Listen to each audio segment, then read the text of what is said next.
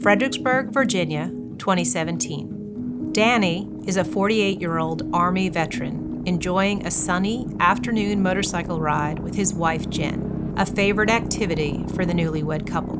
Without warning, an oncoming car crosses the double yellow line into their lane. It's too late to react. Danny's left leg impacts the driver's side door, shattering his knee and nearly severing the limb. As an experienced rider, he immediately knows his injuries are dire. He pulls his belt from around his waist and uses it as an improvised tourniquet to stop some of the blood loss. This incredible act likely saves his life. The couple is airlifted to the hospital, where doctors perform an emergency amputation above his knee. Over the next year, the couple recovers from their injuries and Danny is fitted with a prosthetic, but his life has been changed permanently. The active, outdoor lifestyle that they once enjoyed fades away. Danny's mobility is limited. He struggles with depression and suffers constant phantom pain from a leg that no longer exists. When I got to the hospital, I immediately went to a waiting room. And in the waiting room were a couple of family members and the family friend that had called me. Danny was in surgery, so I couldn't see him immediately, but the friend brought me to Jen's room.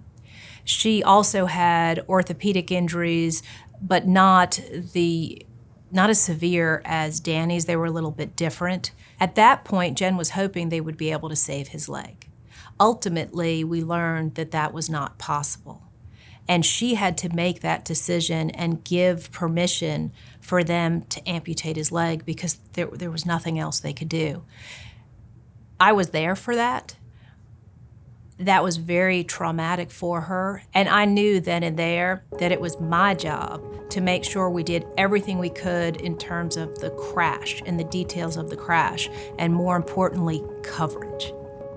I immediately called another attorney in my firm. We went to the scene with the investigator, and that's what we like to do, if at all possible, get to the scene, get to the crash quickly, interview anybody who was there when everything is fresh in the mind so that we have the adequate details and what we need to pursue the case at a later date. The insurance company pretty quickly made an offer. It was a fine offer, but it did not reflect the catastrophic nature, the permanent nature, the life-altering nature of the injuries for Danny and Jen.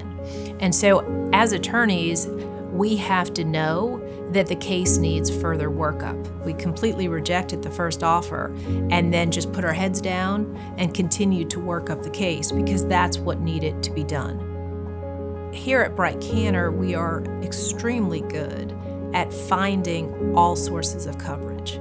And in this case, we wanted to make sure that we didn't have just the primary level of coverage, but we had any umbrella policies because that's what was best for Danny and Jen. We also continued to monitor the medical care, both mental and physical, that Danny and Jen were enduring, as well as their return to work aspects. It also included home modifications. Stairs were very difficult for them, especially in the beginning, and we were aware of these things and prepared for these things and needed to make sure that any settlement reflected all aspects of their respective injuries. Danny and Jen's job was to focus on getting better. They had to focus on their health. Our job, and the job of the attorneys at Breit Cantor, was to focus on obtaining maximum compensation for both of them, not just for the short term, but for the long term. In the end, we were able to achieve a recovery in the total amount of $5 million for Danny and Jen's injuries.